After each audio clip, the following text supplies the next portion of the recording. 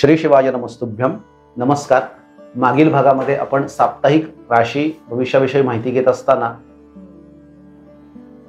वृश्चिक राशीपर्यंत माहिती घेतली की ज्यांचे लग्न वृश्चिक आहे अथवा वृश्चिक राशी आहे त्यांना काय फळाची प्राप्ती होणार आहे. आता या भागामध्ये आपण माहिती घेणार आहोत धनु राशी धनु लग्नापासून मीन राशी मीन लग्नापर्यंत. तर सुरुवात करूया धनु लग्न धनु राशीपासून. ज्या जातकांच्या कुंडलीमध्ये प्रथम स्थानामध्ये 9 हा आकडा दिलेला आहे अथवा कुंडलीमध्ये चंद्र जिथे स्थित आहे तिथे 9 आकडा लिहिलेला आहे, म्हणजे ज्यांची राशी धनु आहे अथवा लग्न धनु आहे त्यांच्या पत्रिकेमध्ये दूरगामी राशी बदलणारा ग्रह शनी तृतीयातून जाणार आहे. जो राहू ग्रह आहे तो चतुर्थातून जाणार आहे.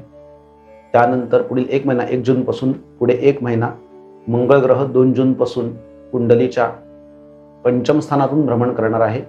तो पंचमेश पंचमातूनच जाणार आहे. सूर्यग्रह षष्ठातून जाईल 15 जून नंतर. 15 जूनच्या अलीकडे 15 जून नंतर तो सप्तमातून जाईल. 15 जूनच्या अलीकडे तो षष्ठातून जाईल.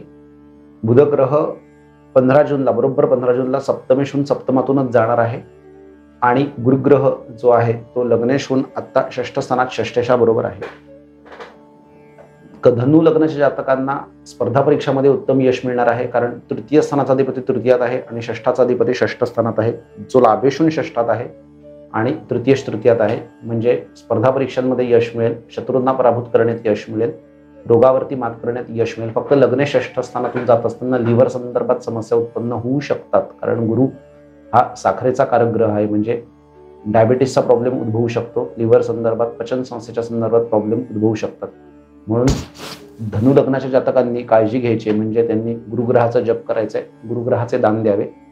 सप्तमेश सप्तमातून 15 जूनच्या पुढे व्यापाराचा विस्तार होईल.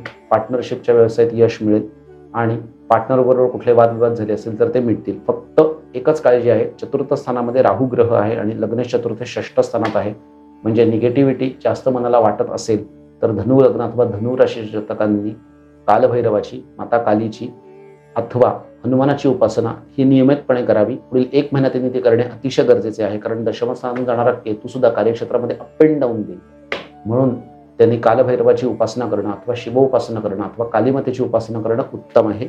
शिवालयात जाऊन शंकराच्या पिंडीवरती काळी मिरी, धतुरा आणि बेलपत्र वाहून शिवांची अर्चना केल्यास आणि शिव सहस्रनामावलीचा पाठ केल्यास त्यांना निश्चितपणे त्याचा उत्तम फायदा होईल. धनु लग्नाच्या जातकांनी फक्त आणि फक्त राहूसाठीच हे सर्व उपाय करायचे आहेत. अन्य सर्व गोष्टी त्यांना अनुकूल जाणार आहेत. पंचमेश पंचमातून जो जाईल तर तो संततीविषयक उत्तम बातमी देईल, संतती प्राप्तीचीही बातमी देईल आणि संततीविषयी चांगली बातमी देईल. शैक्षणिक क्षेत्रातही यश मिळेल, कारण पंचमेशावरती तृतीय स्थानाचा अधिपती शनी याची दृष्टी येणार आहे, म्हणजे संघर्षाने शैक्षणिक क्षेत्रातही यश मिळणार आहे. धनु लग्नाचे जे जातक पुढील 1 महिना 1 जून पासून सरकारी क्षेत्रामध्ये परीक्षा देतील त्यांना निश्चितपणे यशाची प्राप्ती होण्याची शक्यता दाट आहे. दाट शक्यता ही अतिशय दाट आहे, कारण तृतीयात आहे, षष्ठात आहे आणि पंचम स्थानावरती शनीचा प्रभाव पंचमेशावर आहे. लग्नाधिपती षष्ठ स्थानात. स्पर्धा परीक्षेतून यश नक्की मिळेल, म्हणजे स्पर्धा परीक्षेला त्यांनी अवश्य बसावं. श्री शिवाय नमस्तुभ्यम. आता पुढे बघूया मकर लग्नाविषयी माहिती, की ज्या जातकांचे लग्न मकर आहे, म्हणजे कुंडलीच्या प्रथम स्थानामध्ये 10 आकडा आहे अथवा चंद्र कुंडलीमध्ये जिथे स्थित आहे तिथे 10 आकडा आहे, म्हणजे ज्यांचं मकर लग्न आहे अथवा मकर राशी आहे तर पराक्रम स्थानातून राहूचं भ्रमण आहे. धनेश धनामध्ये आहे. पंचमामध्ये आता गुरुचं गोचर भ्रमण आहे. चतुर्थ स्थानात मंगळाचं भ्रमण 2 जून नंतर येणार आहे. त्यानंतर बुध ग्रहाचं भ्रमणही षष्ठ स्थानातून आहे. मंगळ आणि बुध यांच्या गोचर भ्रमणाचे काय परिणाम आहेत याचे स्वतंत्र व्हिडिओ दिलेले आहे, तो त्यांनी लिंकवरती जाऊन लोकांनी पाहावा अशी त्यांना विनंती आहे. फक्त धनाचा अधिपती शनी धनस्थानातून जात आहे, म्हणजे धनसंचय वाढणार आहे. तो लग्नेशून तिथे आहे. तो अजून मार्च 2025 पर्यंत तिथेच राहणार आहे. राहूचे भ्रमण तिथे आहे आणि शुक्राचे जे भ्रमण आहे ते आता पंचमेशून पंचमात आहे, म्हणजे संततीबाबत उत्तम बातमी मिळेल. संतती प्राप्ती होण्याचे योग आहे. शैक्षणिक योग उत्तम आहेत. साहस आणि पराक्रमाची वृद्धी राहू देणार आहे. नोकरीत बढती आणि प्रमोशनच्या बरोबर बदली सुद्धा होणार आहे. ती बदली अपेक्षित ठिकाणी नाही झाली तरी पण प्रमोशन आणि बढती होणारच आहे. तसेच षष्ठ स्थानामध्ये बुध षष्ठेशून येणार आहे. त्याचे काय फळ मिळणार आहे ते दिलेले आहे, ते आपण आधीच्या व्हिडिओमध्ये पाहावं, त्याच्यामध्ये आपल्याला ते दिसून येईल. त्यानंतर बुध या ग्रहाविषयी माहिती जर द्यायची झाली तर षष्ठ स्थानामध्ये काय काय फळ मिळणार आहे, तर विशेषत्वे करून एज्युकेशन आणि शेअर मार्केटमध्ये काम करणाऱ्या लोकांना उत्तम फळ मिळणार आहे. त्यानंतर पुढे आहे ते म्हणजे कुंभ लग्न, ज्या जातकांचे लग्न कुंभ आहे, प्रथम स्थानामध्ये कुंडलीच्या 11 हा आकडा आहे, अथवा चंद्र जिथे स्थित आहे तिथे 11 हा आकडा आहे, तर ज्यांची राशी कुंभ आहे अथवा लग्न कुंभ आहे, तर लग्नेश लग्न स्थानामध्ये आहे, म्हणजे तो आरोग्यासाठी उत्तम आहे, आरोग्याला पुष्टी देणारा आहे, मान सन्मान शनीमुळे वाढणार आहे, कारण तो शश महापुरुष योग करत आहे. पराक्रमाचा अधिपती मंगळ पराक्रमात जाणार आहे, तो काय फळ देणार आहे 2 जूनच्या पुढे याची विस्तृत माहिती मंगळाच्या रोचक महापुरुष योगात दिलेली आहे, त्या व्हिडिओमध्ये ती पाहावी. बुधाच्या व्हिडिओविषयी सुद्धा माहिती केलेली आहे, बुध ग्रहाविषयी. 15 जूनच्या पुढे, 15 जून आणि 15 जूनच्या पुढे 1 महिना मिथुन या त्याच्या स्वराशीत राहणार आहे, त्याचा काय परिणाम होणार आहे, त्याच्यामुळे भाग्योदय कसा होणार आहे याचीही विस्तृत माहिती दिलेली आहे. 15 जूनच्या अगोदर सूर्यग्रह हा राशीच्या त्या ठिकाणी चतुर्थ स्थानातून जाणार आहे, लग्नापासून चतुर्थ स्थानातून जाणार आहे, आणि त्यानंतर तो 15 जूनच्या पुढे पंचमातून जाणार आहे, सप्तमेश पंचम स्थानातून जाणार आहे, म्हणजे प्रेम प्रणय यातून विवाहाची निर्मिती होणार आहे, विवाह होऊ शकतो. आधी प्रपोज केले असेल तर सप्तमेश पंचमातून गोचर भ्रमण जो करेल, लग्नेशाबरोबर नवपंचमात सप्तमेश बसेल ज्या वेळेला सूर्य, तर प्रेमविवाह होण्याची शक्यता 15 जून पासून पुढे आहे अशी चिन्ह आहेत, कारण पंचमेश पण पंचमात येणार आहे आणि तो सप्तमेश पंचमेश यांची युती पंचमात होणार आहे, म्हणजे 15 जून नंतर कन्या लग्न अथवा कन्या राशी जातकांचे प्रेमविवाह होण्याची शक्यता अधिक आहे. तसेच संततीच्या बाबतीतही उत्तम बातमी मिळणार आहे, कारण सप्तमेश पंचमेश लग्नेशाबरोबर नवपंचम योगात पंचमामध्ये संतती प्राप्त नसेल तर कुंभ लग्न अथवा कुंभ राशी जातकांना संततीही प्राप्ती होण्याचे त्या ठिकाणी जास्तीत जास्त शक्यता आहे, संकेत आहे. लाभ अधिपती पत्रिकेमध्ये लाभ अधिपती हा चतुर्थात आहे आणि तो चतुर्दशाबरोबर आहे, हेही उत्तम आहे प्रॉपर्टी होण्याच्या दृष्टीने आणि प्रॉपर्टी प्राप्त होण्याच्या दृष्टीने हा उत्तम संकेत आहे. एकंदरीत कुंभ लग्नाच्या जातकांना कालावधी अतिशय उत्तम आहे. कुंभ लग्नाच्या जातकांनी आपापल्या कुलस्वामिनीची उपासना करावी. दुर्गा सप्तशतीचे पाठ अष्टमीला केल्यास त्यांना फळप्राप्ती होणार आहे.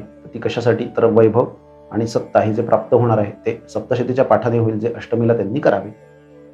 1 महिना 1 जून पासून कुंभ राशीच्या आणि कुंभ लग्न जातकांना साधारणतः सर्व काळ जो आहे तो अतिशय उत्तमच जाणार आहे. मंगळामुळे त्यांचे धैर्यही वाढणार आहे आणि नेतृत्व करण्याची संधी मिळणार आहे. जे राजकारणात असतील त्यांना नेतृत्व करण्याची संधी मिळणार आहे. त्यानंतरची पुढील राशी येणार आहे ती म्हणजे मीन. मीन ही मोक्षाची राशी आहे, गुरुची राशी आहे, जो नैसर्गिक शुभग्रह आहे.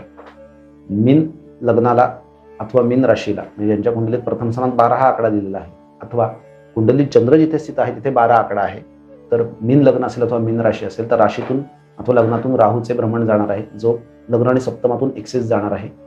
म्हणजे विवाह सुखासाठी आणि बुद्धीने योग्य निर्णय घेण्यासाठी गणेश उपासना करणं, गणपती स्तोत्राचे 108 पाठ करणं हे उत्तम फलद राहील. 6 महिने जर ते पाठ केल्यास, नारदांनी गणेश स्तोत्रात दिलेले आहे की 6 महिन्यामध्ये सिद्धी तुम्हाला 1 वर्षानंतर प्राप्त होते, म्हणून 6 महिन्यामध्ये तुमची कामना परिपूर्ण होते. म्हणून 108 पाठ गणेश स्तोत्राचे 6 महिने केल्यास त्यांना निश्चितपणे फळाची प्राप्ती होईल. किमान रोज 1 गणेश स्तोत्राचा तरी पाठ करावा.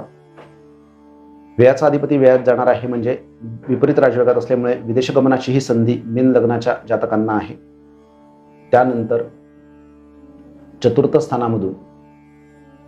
स्थानातून भ्रमण जे होणार आहे ते बुधाचे होणार आहे, चतुर्थातून. तर त्याविषयी स्वतंत्र व्हिडिओ केलेला आहे, तो तुम्ही पाहावा. मंगळाचेही भ्रमण 2 जून नंतर धनातून होणार आहे, म्हणजे हे धन आगमनाची संधी आहे.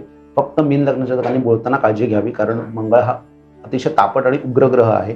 त्यामुळे बोलण्याच्या चुकीमुळे संबंध कुटुंबामध्ये बिघडू शकतील, म्हणून त्यासाठी बोलताना काळजी घ्यावी. जो 2 जून नंतर मंगळ बदलणार आहे पुढील 2.5 महिन्यासाठी. पराक्रम स्थानामध्ये आत्ता रवी आहे, जो कुंडलीचा षष्ठेश आहे आणि चंद्र राशीचाही तो षष्ठेश आहे. त्यानंतर तो चतुर्थातून जाणार आहे. तो गृहसौख्याचा नाश म्हणता येणार नाही, कारण तो लग्नेशाचा मित्र आहे, परंतु मानसिकदृष्ट्या तुम्हाला स्थिर होण्यासाठी सूर्योपासना करणे आवश्यक आहे.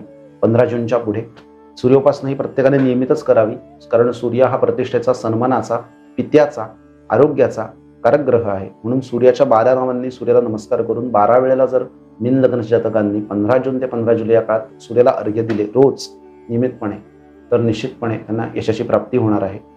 ती प्राप्ती कशामध्ये होणार आहे, तर विदेशागमनामध्ये, विदेशात जाऊन होणार आहे. ती नोकरी असेल अथवा व्यापार असेल. तसेच कार्यक्षेत्र हे विस्तारित होणार आहे, कारण धनेश धनामध्ये आहे आणि पराक्रम स्थानातून लग्नेश जाणार आहे. फक्त लग्नातल्या राहूला कंट्रोल करण्यासाठी दुर्गा सप्तशतीचे पाठ मगाशी सांगितल्याप्रमाणे अष्टमीला करून घ्यावेत, ते फायदेशीर होणार आहे. श्री शिवाय नमस्तुभ्यं. जर तुम्हाला हा व्हिडिओ आवडला असेल तर चॅनलला लाईक करा, सबस्क्राईब करा आणि बेल आयकॉनवरील बटन दाबा. व्हिडिओजना लाईक करा. आपल्या कमेंट्स आम्हाला नवीन व्हिडिओ देण्यासाठी आणि नवीन माहिती टाकण्यासाठी प्रोत्साहित करतील. म्हणून जर काही शंका असेल तर कमेंटमध्ये जाऊन आपण कमेंट सेक्शनमध्ये कमेंट कराव्यात. आपल्या कमेंट्सचे, आपल्या सूचनांचे स्वागतच आहे. श्री शिवाजी नमस्तुभ्यं.